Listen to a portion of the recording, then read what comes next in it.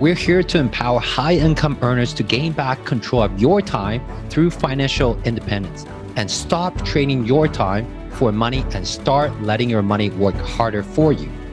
And hey, if you want to meet other high-income earners on their FIRE journey, join our High Income Earners FIRE Facebook group. Every month, we'll have guest speakers and we'll share about what our team is currently working on and allow you to share what you are working on with other high-income earners. Hello, everyone. Welcome back to High Income Earners FIRE podcast. I'm your co-host, Cody Ye. Our co-host, Eileen Prag, is not here today, but I promise you guys soon she will come on as a special guest. As people know, she got sent back to work at NASA and she has to commute a long way each way.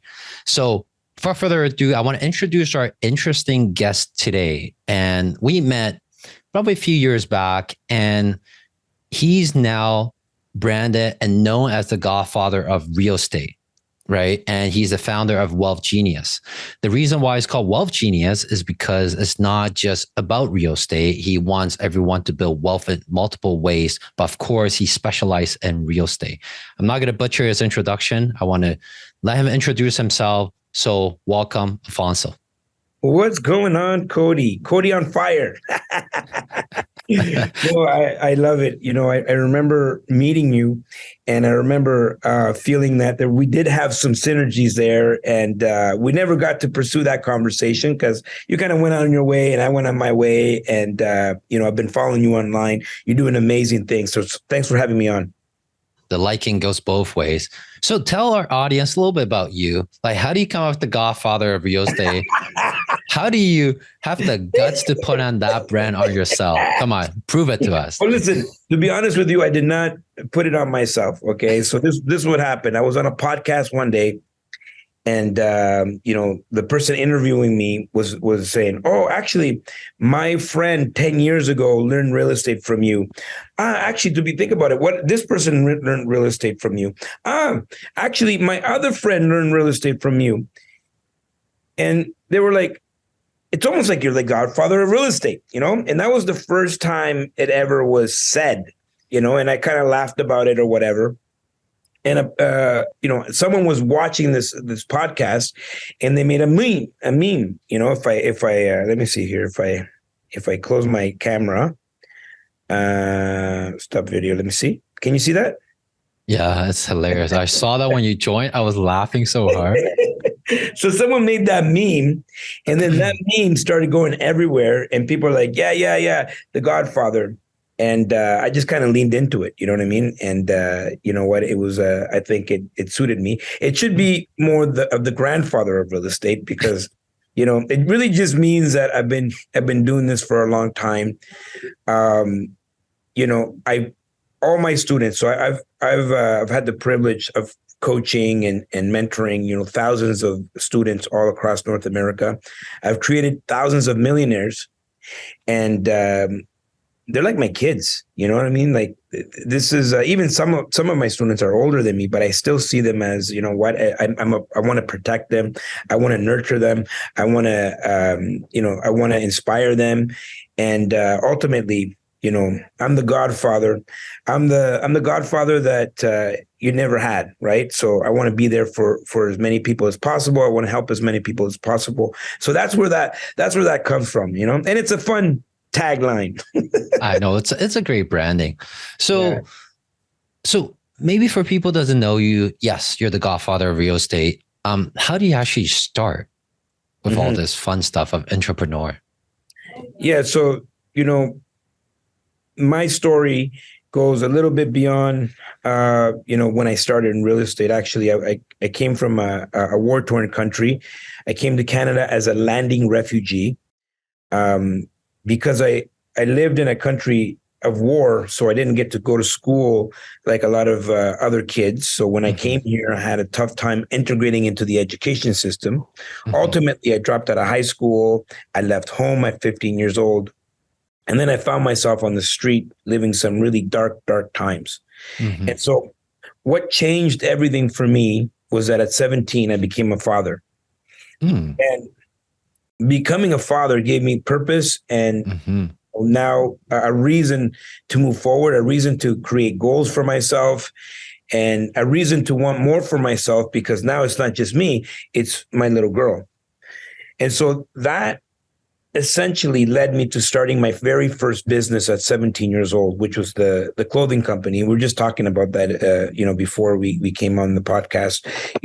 I started a clothing company at 17, that by the time I was 21, I had locations all across Canada, and I was making multiple, millions of dollars. I thought I found my calling. I was going to be an entrepreneur for the rest of my life, and everything was good. There's all this money coming in, millions of dollars that I was making at 21 years old, right? Mm-hmm. The problem was that I was not financially literate, right? I didn't know how to manage money. I had no experience.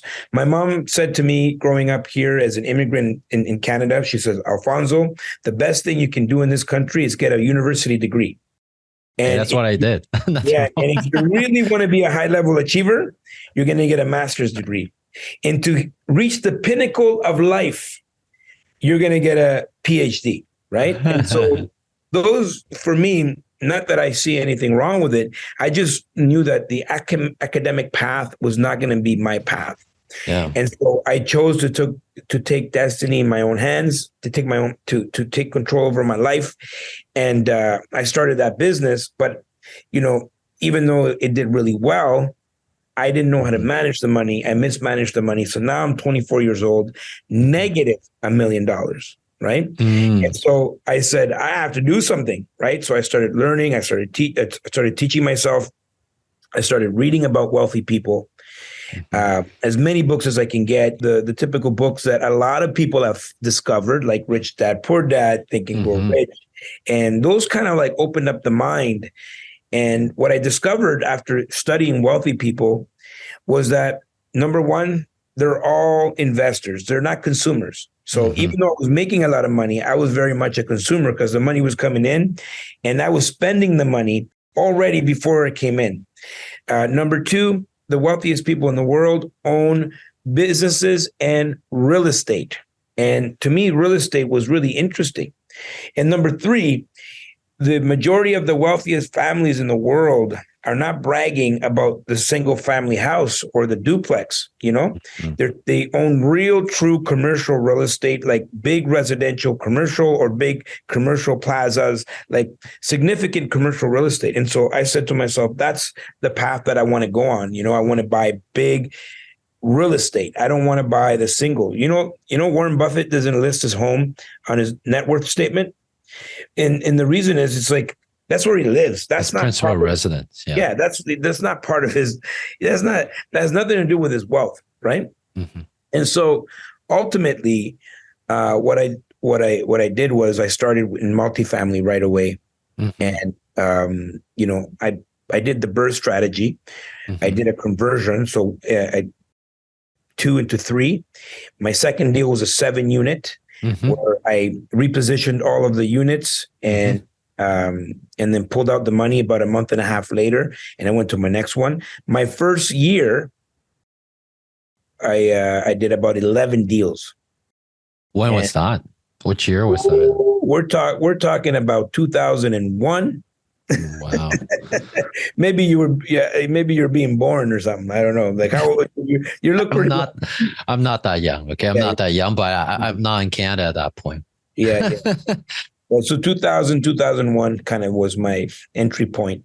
And, ultimately I had I changed my situation to the point when 2008 came, I was ready. I had the intellectual currency and I was able to build my portfolio to where you see it now. Now we got, hundreds of properties all across North America, Canada, and the US, primarily apartment buildings. And at 30 years old, I was financially free. And at 30 years old, I made a decision that I was going to spend the rest of my life helping people get to financial freedom.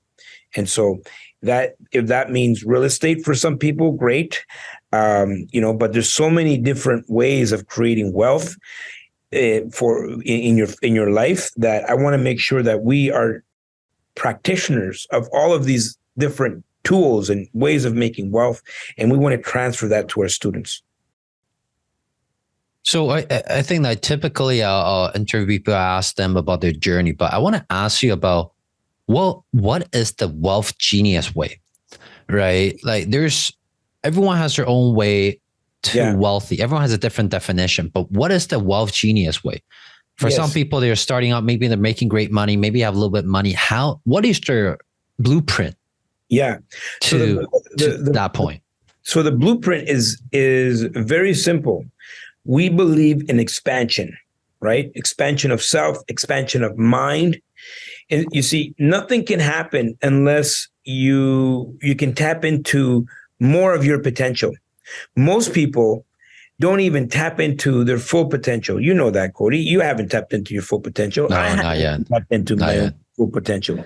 And so the very first thing that we do is we help people think bigger, expand on what's possible and what they're capable of doing. You know, we as human beings, and I've been a student of human engineering for the past 15 years. So when I entered this space, not only did I want to be a teacher, but I also wanted to be a student of people and what makes people perform. Why is someone more successful than someone else, right? And what helps people achieve at high levels, and why do people stay average, right? Mm-hmm. And so after my study of human beings and human engineering, I've come to understand that, we're all relatively the same, but our minds become anchored to certain things. For example, there's a certain number that is comfortable for you. There's a certain number that you look for in real estate all the time. There's a certain amount of doors. We get anchored to everything in life.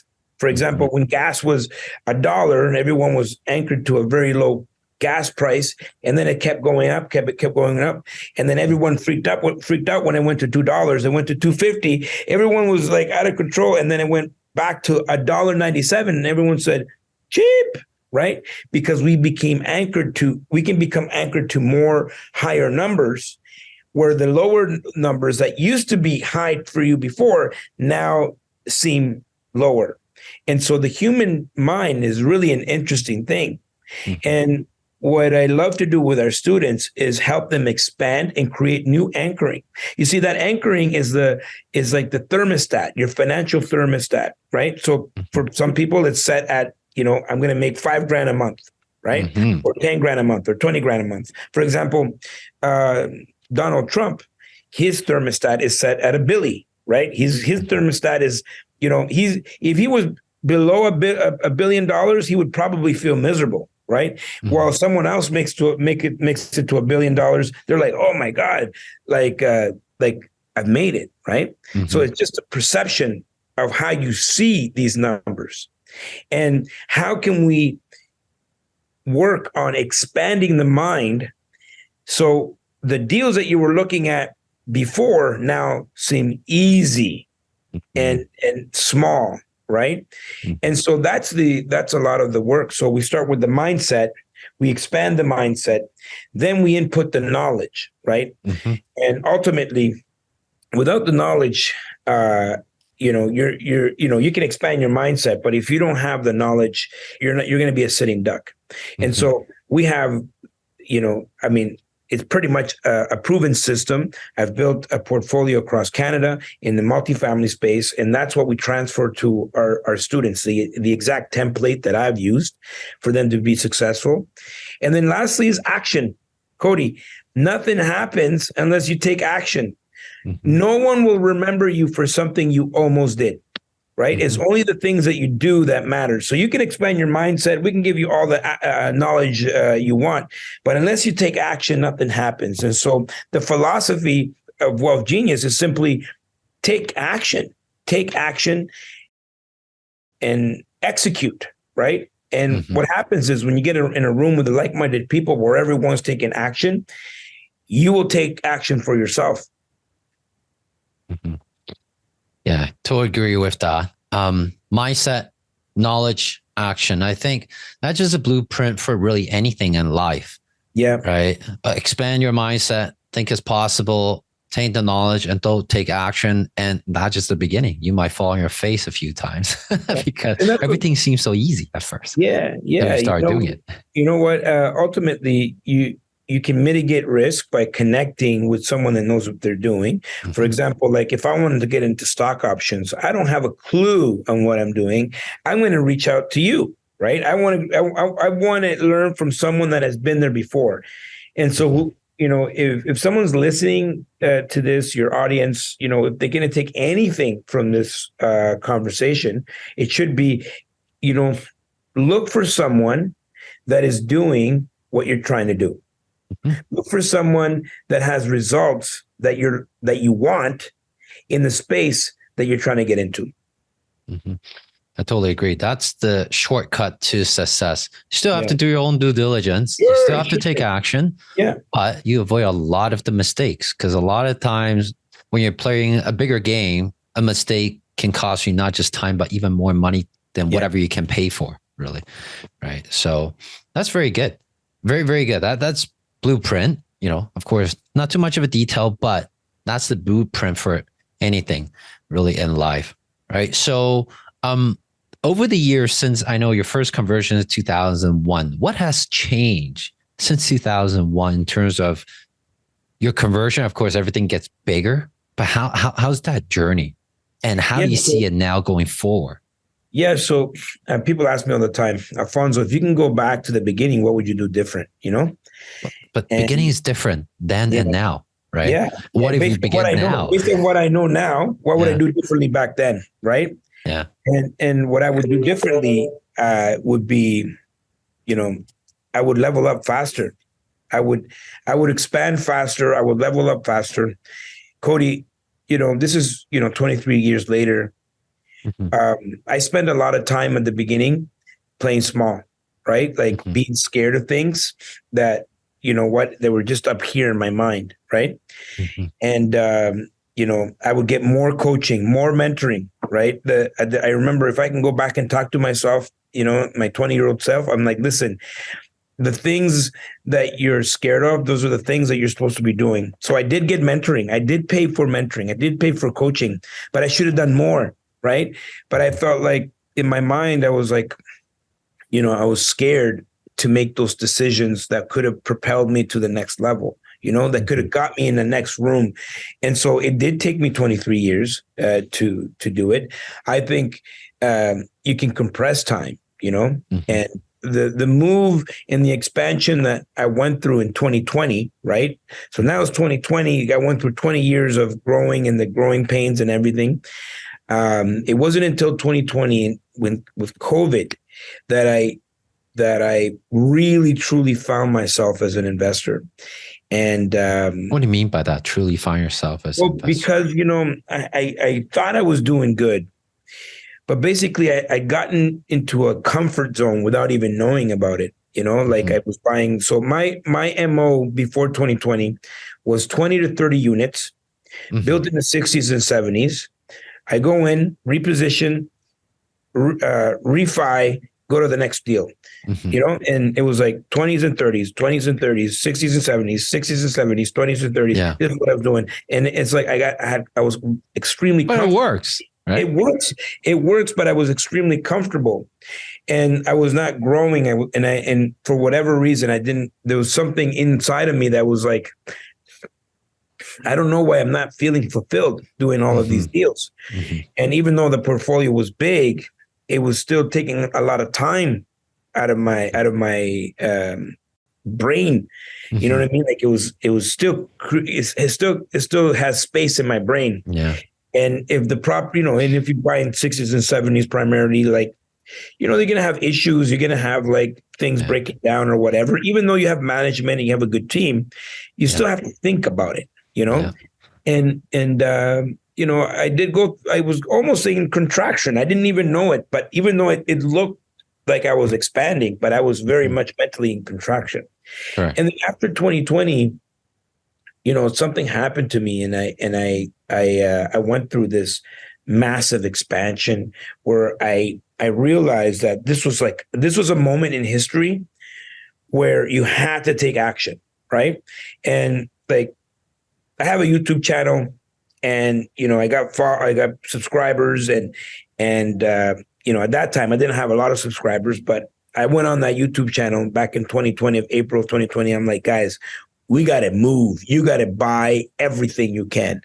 And that's what I did. I bought more real estate than I've ever bought between April to the end of August of 2020 than we've ever bought in the history of our company. Right. And we got a lot of heat for it, because I'm documenting this on YouTube, and people are in the comments are killing me. Oh, yeah. Well, they always kill you, man. They're like, you're not social distancing. How dare you, go out there and buy real estate where everybody should be staying home and all these things. And ultimately, what happened was in 2021, all that real estate that I bought doubled in price. Yeah, it's crazy. Right. Especially the commercial side was very resilient, right? It's not like residential, a lot then collapse, not collapse, but drop. But commercial is very resilient. It was crazy. Everything doubled in price. We're talking about millions and millions and millions of dollars in real estate that doubled in price. And so now we could, for the very first time, we could look at our entire portfolio and we could say, you see this bottom 20%? We need to liquidate this bottom 20%. Yeah. Out of mind, out of sight. Yeah. Not worth it. Yeah. And so we're like, well, you know what? If we never really planned to liquidate it, well, if we were to liquidate these bottom 20%, what would be the fantasy number that we would want? And then boom, we put the fantasy number. But what about capital gains? You know what? The fantasy number, on top of that fantasy number, we're going to put capital gains on there, on top. Well, what about the realtor fees? We'll put that on top as well. And we put these properties, not for ridiculous prices, for redonkulous prices on the market. And there was like multiple bids. Everything was gone. We liquidated. When was this? Like before March 2022? Yeah. 2021, yeah. Mid 2021 to mid 2021 to the end. So 2020, like we were like on a shopping spree. Yeah. 2021, we were now liquidating. And what we did was we took that same capital and then we leveled up into like brand new apartment buildings. We started to buy new buildings, started to build new buildings, and so now we're building 60 unit apartment buildings. 60. We're looking at we're doing 100 unit buildings, 50 unit buildings. I have a project right now, 700 units that we're working on. And where's that? Can you disclose? Which city? It's in the Quebec side. Okay. Quebec. And so we're just like, we've leveled up, and I've done more in this past 3 years than we ever did in the past 20, right? And it was all up here, right? It was all up here. And so, a big part of the expansion philosophy is to consistently get uncomfortable, consistently check in with your goals and your targets to make sure that they're worthy of you, right? Mm-hmm. And how do we know it's a good goal, Cody? How do we know? Well, first of all, it should scare you. A good goal has to scare you. Number 2, it needs to excite you. Number 3, it needs to expand you. Mm-hmm. And number 4, it needs to be worthy of you. And so I'm willing to bet that if people check in on their goals, and if you don't check often enough to make sure that they scare you, they excite you, they expand you, and they're worthy of you, sometimes the goals are too small for us. Mm-hmm. Definitely. I mean, before this recording, we had a chat about your growth, not even just on the investing side, about how many godsons and god girls you have and how fast you're growing. And because you put in a hard work, because no one else is willing to do that in-person event, that's really blew my mind away, right? You did set goals and you deliver them, and now you're on track to double that, whatever you told me. So that's very, very phenomenal. And do you want to tell us about some of the upcoming events you might be having, and why should people go? Listen, Cody, I don't know when this is going to come out. You know what I mean? I don't know. It'll come out in a few weeks. We'll try to make sure it happens. If our post-production team hears that has to expedite us, we'll make it happen for you. No, like, everyone can, relax. Your team can relax. Put it out when you think it's fair. Ultimately, I know you have an audience of, I think you said global, right? Yeah. Mainly US and Canada, but we do have some global. So if you're in the US and especially Canada, you can check it out. Go on Eventbrite, type in my name, and you're probably in your city, and you'll see the next time I'm coming to your city, because we're traveling all up and down the country. But very specifically, we have a real estate wealth expo coming May 5th, 6th, and 7th. And it's going to be really exciting. Right now we're in March, so we have some early bird tickets there. But, whenever this is released to the world, go and get your tickets, because I know it's going to be a great event. And, I'm Mr. Multifamily, I'm the godfather of multifamily, but, I'm going to bring my friends with different strategies, Airbnb, arbitrage, wholesaling, land development, multifamily. Of course, I got to come with the multifamily, and investing into the US as a Canadian. So a lot of different strategies. We want to expose our friends to multiple different strategies. Cody, and I want this in timestamped here on your show. In the next 6 to 12 months it's going to be the year of massive opportunity. And as a result of this next 6 to 12 months, if you take action in these 6 to 12 months, what you're going to see is that in the next 5 years, you're going to see the biggest wealth transfer in history. Okay. So this is not hyperbole where I'm trying to exaggerate something. Like, this is, all the signs are there, right? We see what's happening down south with the banking system, and this is the time to take action, right? And there's going to be a massive wealth transfer, and people that are going to have wealth in the next 5 years are going to be people that never had wealth before. And so you got to be prepared. You got to learn. And we're going to talk about that at that Wealth Expo. Mm-hmm. Yeah. Give us a bit of teaser. Why do you think the next 5 years? I kind of know.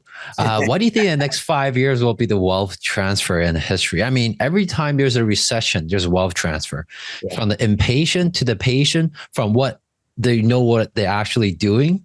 Yeah. To, right. We're not headed for a recession. We're headed for something very different, right? Mm-hmm. And the monetary system that we're all plugged into started in 1944, and it was all backed by gold. Shortly after the 60s, when the US was getting pummeled by Vietnam, the world that has subscribed to this monetary system, the world that brought all their gold to the US and got pieces of paper, they lost confidence in the US, and they all wanted their gold back. And so, as you know, Nixon in 1971 removes the gold standard. Unpack from the gold.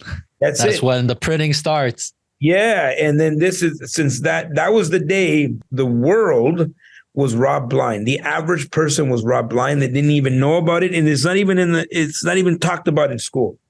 And so, from 1971, this, what we call currency, it was pieces of paper.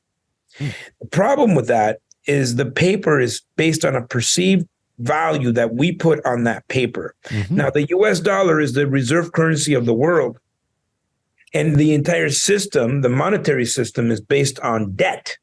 Mm-hmm. And so ultimately, what we saw here with this Silicon Valley Bank is just the beginning, right? Because it's no longer sustainable. And so, this is something very interesting, along with baby boomers exiting the market, and their kids didn't have financial literacy, because obviously we want our kids to have a better life. So we gave our kids all the comforts, and everything was good for them. And so the baby boomers are now have to liquidate their portfolios. And I'm talking very strictly in real estate. Mm-hmm. And the mixture of what will happen in the next 6 to 12 months, meaning the opportunity where someone can set themselves up financially to take on that massive opportunity that's going to come in the next 12 years. And so you'll see that there's going to be a big, like Canada immigration. We know that there's a lot of people coming here. you know that North America, there's still opportunity to build wealth. But if you look at real estate in Europe, where it's not even attainable, right? It's just so expensive that, you know, people are just priced out of the market. That is coming our way. So you think, what you mean is that Europe is more develop. Everything's more, I want to say conservative, but more structuralized. So you think North America is heading to that direction as well, where there's going to be appreciation that doesn't really make sense, but it's because of the wealth and based on the debt system that continue to pile on. People need to park money somewhere. And real estate is a big part of how they transfer wealth and all that. So they just keep piling in. They don't really care. They just keep piling in. Yeah. Right? So in Europe, the real estate doesn't really change hands. It just goes from family. Yeah. It stays in the Generation. family. Right? Yeah.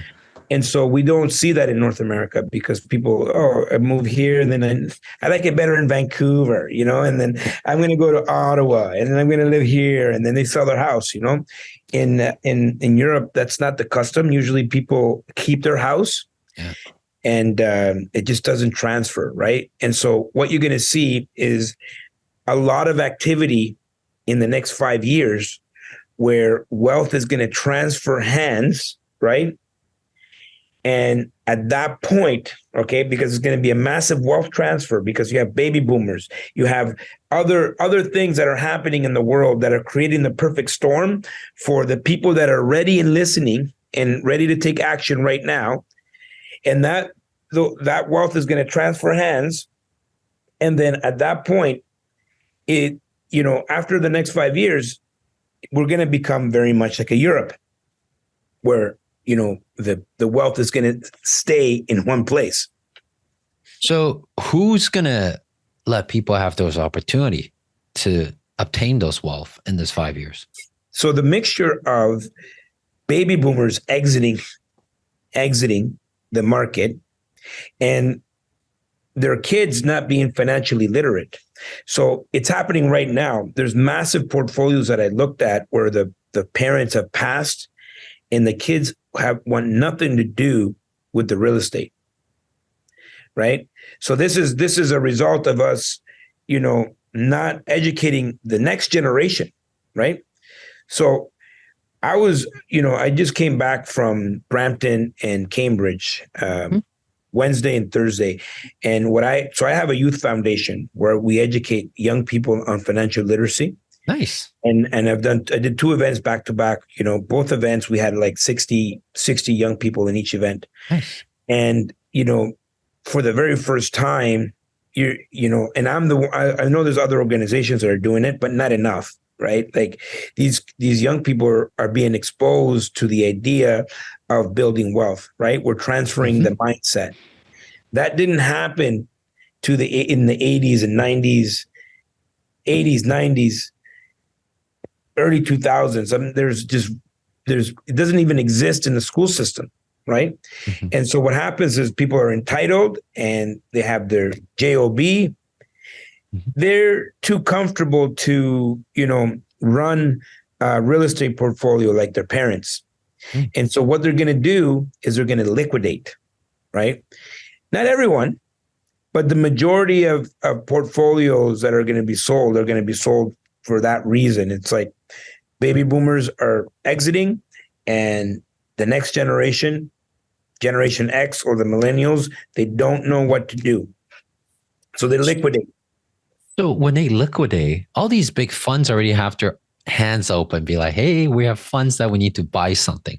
Why would they not sell it to the big funds? Because a lot of the real estate in Canada, we know that is probably why you're building instead of buying, is that the bigger you go, it's mostly owned by funds. It's not like US. There's still 100 units building that owned by individuals, but in Canada, it's more control by the funds, right? And once they buy it, they don't give up. So I think let's talk about the funds. So they'll take 50s and 100 units at a time.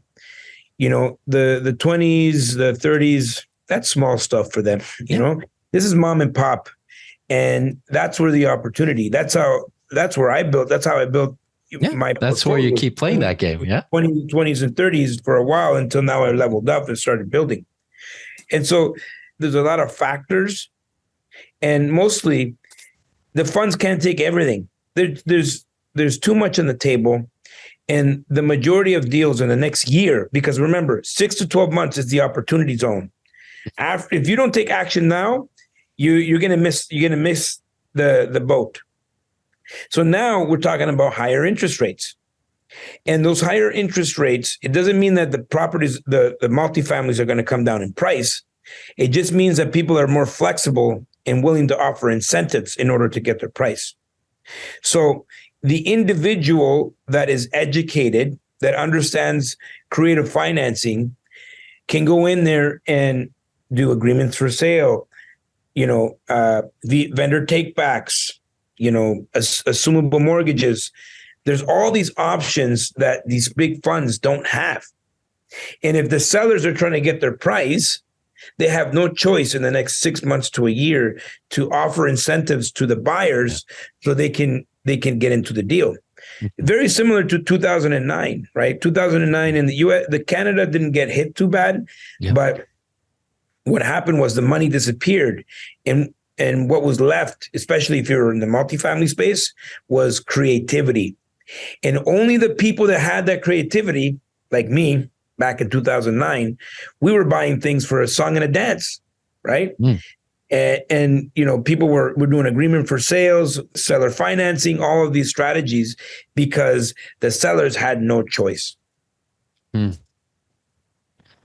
Yeah, definitely interesting time coming up. So if you guys want to know more, not just the real estate side of things, the education has never been so easy.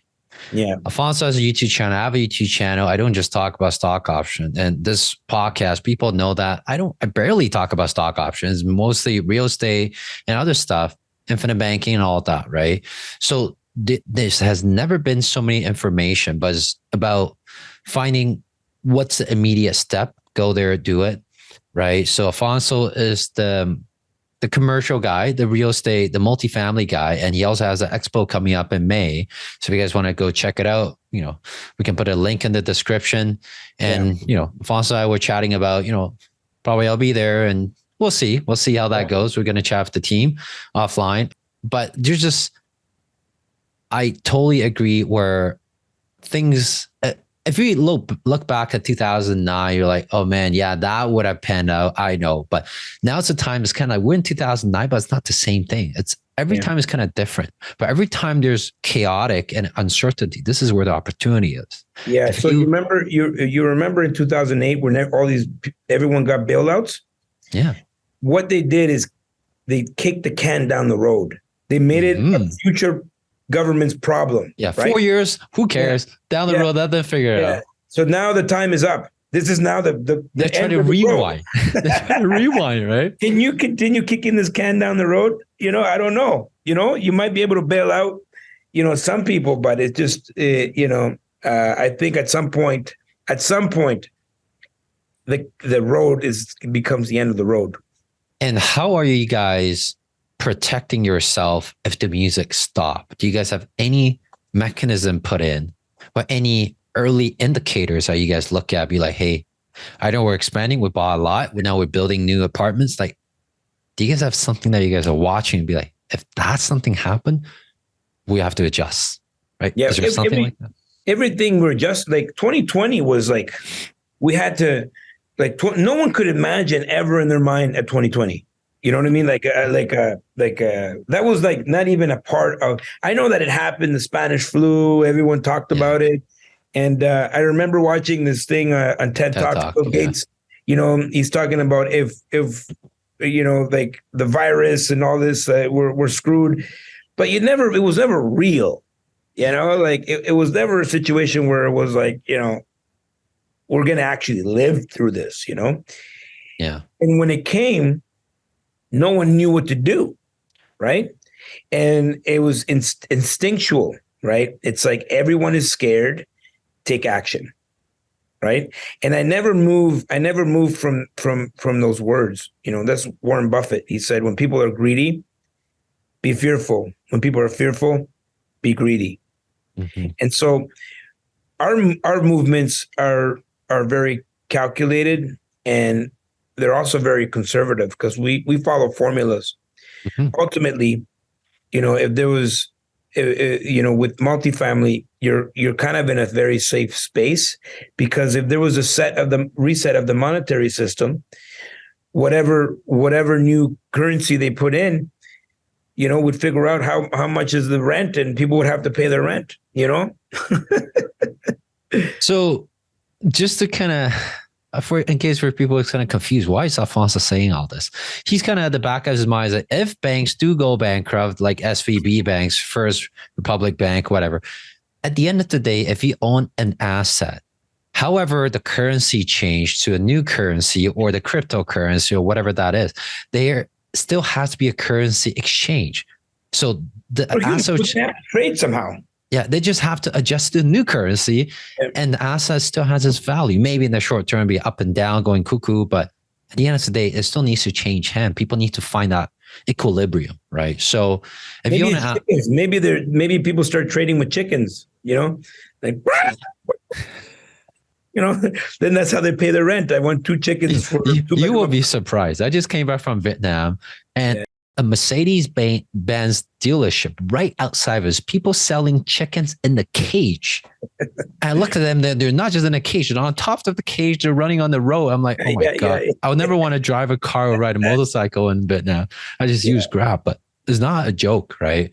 And anyway, that's a whole different talk. We can have a whole different podcast talking about Vietnam real estate. Like the Warren Buffett of China is actually just going into Vietnam, and he's gobbling up a lot of money because he pulled all his investment from UK, and he knows what he's doing. Every time he dodged the bullet, and and all that. So I love talking with those people. I love watching the smart money move flow. So it's great chatting with you, Alfonso, to see your vision of this, and you're leading a lot of people as well. So there's responsibility at the same time, right? Just same as me for my stock option. I don't just look at my own portfolio. I look at how can I make sure most of the people who come to my program, unless they get greedy or get complacent, how can most of them make money, right? That's the way I look at it. I'm not trying to teach a way, be like, there's only 1% people winning, right? Haha, everyone else. No, it's more about how can you average people do better, right? So and keep people safe and keep them from hurting themselves. Correct. If you tell them you're going to make 1% per month, guess what? They're going to try 4%. There's always 10%. You know what I'm talking. You tell them buy one property. This year, they're going to go like, you know what, I can go buy 10. And then they do it the wrong way, right? Over leverage and all that. So this is great talk. I know we can be out here for a longer time, but respect your time as well. So let's go into our fire round. Before we do that, do you want to share with us one of the worst moments? Because people love seeing you sometimes miserable. So why not share one of the worst moments since COVID? And you almost like, maybe I should have give up or something. I know you were in an expansion phase, but you were talking about contraction. But let's talk about one of the worst moments. Keep it real for everyone. Yeah. So I would have to say I've had a lot of, there's, people have this expectation that, someone that, obviously I'm in the public eye, I'm a very positive guy. If people see me on stage and they have this perception that, everything is always good, and, as human like everybody else, and there's ups and downs, I have an issue with I don't like being by myself. Right. And for me, some of the worst moments came right after COVID. And I've been on stages, like before COVID, I was on stages every weekend. My life looked very much like it looks like now. I'm meeting people, I'm helping people, I'm connecting with people, I'm hugging people, I'm kissing people. Like I love people. One of my taglines is Alfonso loves you.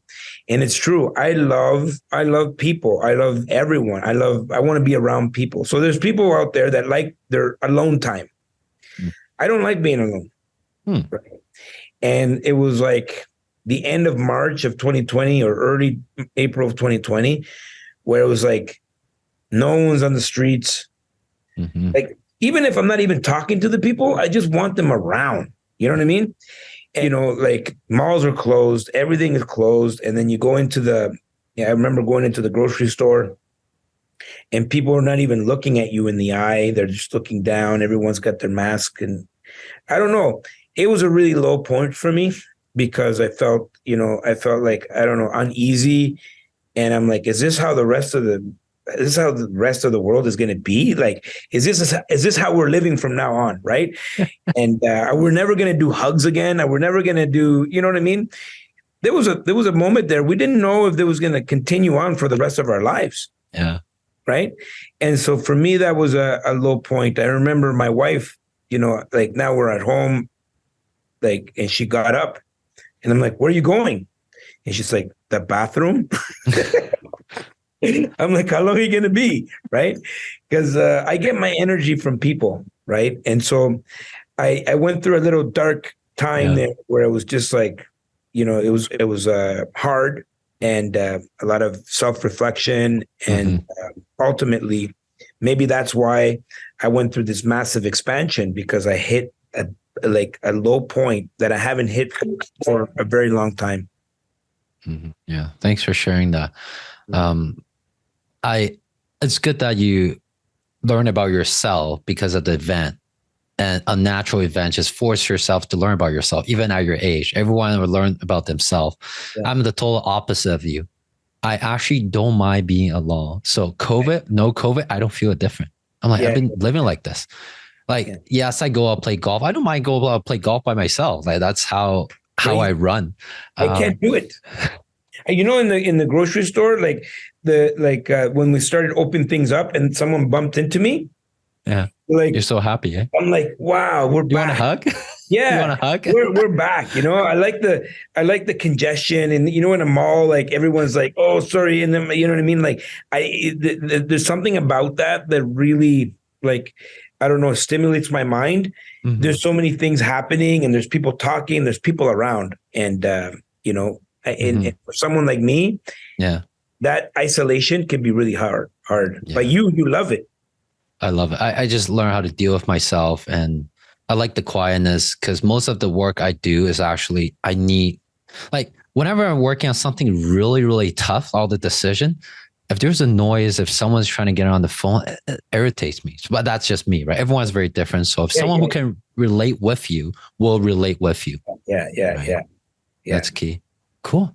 And we're going to go into our fire round, and I'm going to throw out a little bit of teaser is, Alfonso and I'm putting on a spot.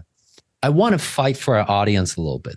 If our audience are attending the Wealth Expo, is it possible for your team to give us a little bit of anything discount just because they listen to you on this podcast? You don't have to give it to me now. Yeah. Before it goes live, think about it. I can do it. Hold on. Let's do. I'm putting Alfonso on the spot. I gotta write this because I'll create a discount code just for you. Okay. I'll create a discount code just for you, and you get to name it right here. You name what the discount code that would be. What's the word that they're going to use? I mean, it's called Wealth Expo. Why not we put a Wealth Yay, like my last name, Y-E-H, Wealth Yay. Okay. Wealth Yay. Wealth Yay. All capital letters, okay? All capital letters. So you go on Eventbrite and you type in Wealth Yay at whatever time you're listening to this, okay? This is what I'm going to do. $200 off. $200. Okay. I don't know what's the original price, but 200 seems like it's about right now. Early bird tickets, they're $400 for that. It includes a guest, so you can bring a guest plus a guest. Only for you, my man. I'm just saying. I knew, because this has been on the back of my mind since the first podcast, but I've been having construction. Like, I don't want to put people on the spot, and I always forget. But now I know you have that kind of resilience, so I can put you on the spot. And there we go, guys. 50% off. Maybe I'll be there. If not, maybe I'll be presenter. If not, I'll be one of the audience there. And there we go. We'll see you guys all there. So two people for 50, almost 50, more than 50% off. And that's like $100 a person. That's like unheard of. Yeah. Wealth Yay. Wealth Yay. Okay. Now everyone's going to listen to this. That sounds like a hip hop artist. Well, yeah, I can probably come up with a better name. Okay. That being said, let's go into our fire round. Usually we have 5 questions. I'm just going to ask you a few and then, and then go from there. Are you ready? Yeah, I'm good. I'm good to go. First question. If you become a billionaire, if you're not already, what will your day look like? Well, I'm definitely not a billionaire right now. But if I was a billionaire, or when I become a billionaire, I don't think my day would change very much. I'm doing exactly what I've been put on this earth to do. I'm traveling and inspiring people, So we have 3 levels, right? So we have the youth program, which is 12 to 17, and I'm traveling all over the North America, inspiring young people through our foundation. And then we have a program that I started with my daughter. Mm-hmm. It's called 610 Mastermind, which is a program where young people in their 20s can get started in real estate. Mm-hmm. Why is it called 610? 5 to 9 pays the bills, 6 to 10 builds the empire. Got it. That's my daughter came up with that, right? Got it. And then Wealth Genius, right? Wealth Genius, we're inspiring people. Plus, I'm doing keynotes all over North America, and I'm living my purpose, right? I'm living my purpose, and becoming adding a B in front of the net worth. It wouldn't change much. It would just, I think, it would give me more resources to be able to share more.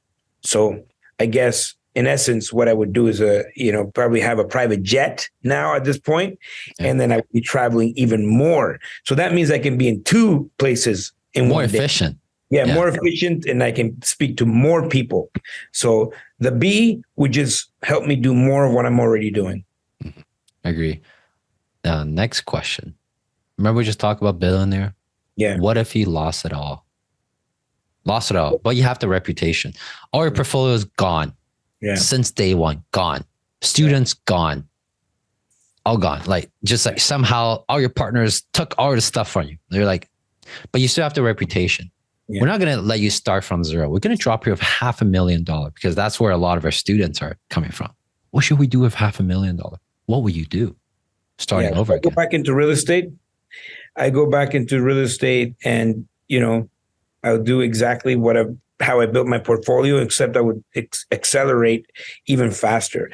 I pretty much doubled my portfolio in the past 3 years from what I've done in the past. In 20 years, it took me to get to a certain point. Yeah. And then in 3 years, I've doubled what I've done in 20. I've compressed time. And so that never leaves me. Right? Even if you didn't give me the $500,000, I start with 0, I can get back to exactly where I am today. But if someone, let's say, have your skills, but don't have your reputation, it's just a Mojo, a Cody, come in. Hey, no, I'm not the Godfather of real estate, but I have some experience of real estate. $500,000. So if I had $1 million, the first $500,000. If I didn't have the experience and I got $500,000, the first thing I would do, I would find someone that has the results that I'm looking for, and I would fast track my way to making that 500,000 into 10 million. Right. So I would look for someone to mentor me to fast track, compress time. I'm a big believer in time. I believe that time is everything. Time is the most valuable asset that we have. And so I need to compress time. I need to create time. And the only way to do that is to go to someone that has been there before, that has done it before, and invest in yourself. Once you know what to do, you can turn that 500,000 into 10 million easy. Very great answer. Now, next question. If you're a podcast host, like myself or my co-host, who would you want to interview? It's then so simple, baby. Cody Ye, you know. Okay, I feel really good about that. But what's after Cody Ye? Like, who else would you want to, like, on the top of your mind? You know what? If I could be alive, could be deceased. Elon Musk would be incredible to have on the podcast. I mean, are you guys gonna smoke that together? No, I don't smoke that, but we definitely. I would want to know what the hell he's doing with Twitter.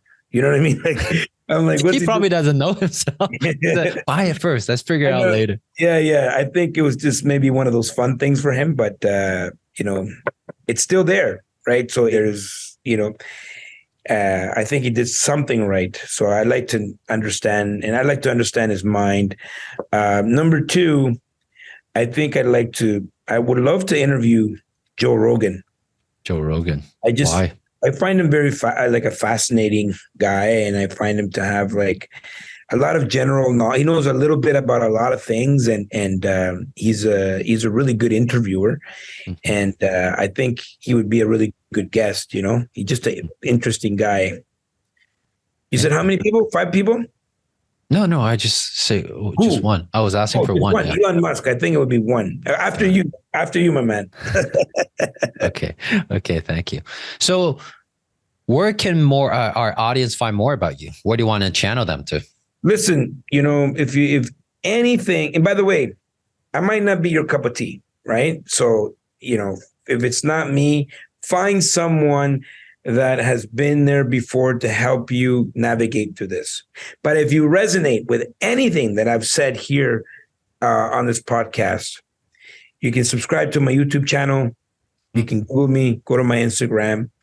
You know, on my YouTube channel, I have over 1,000 videos, and you know, it's all for free. You know, so if any of that resonates with you, come by and see me in May. You know, I know these, even if you have to fly in, you know, if you have to fly in, come see me in May, and let's hang out. Let's spend May 5th, 6th, and 7th together.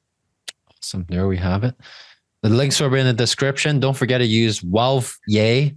That's WALTHYEH, all capitalized. If you guys want to attend that expo, I just got the discount for you guys, 50% off. Okay. Move. You see, you're fighting for your audience, you know, like, that was a good move, my man. That was a good move. Any last words of wisdom for our audience before we go? Listen, if anything, take action. Take some sort of action. Maybe it's watching a YouTube video, maybe reading a book, maybe looking into something, but just take consistent steps forward, okay? And at the end of the day, Alfonso loves you, and we'll see you at the top. All the links mentioned in this episode are included in the show notes. And if you love this episode, please leave us a rating and review on Apple iTunes. The link is also included in the show notes. And we would really appreciate your help in spreading the word to more high income earners on how they too can maximize both their time and money. Also, if you still haven't joined our High Income Earners Facebook group, you are missing out on High Income Earners community, where we help each other reach our own version of FIRE.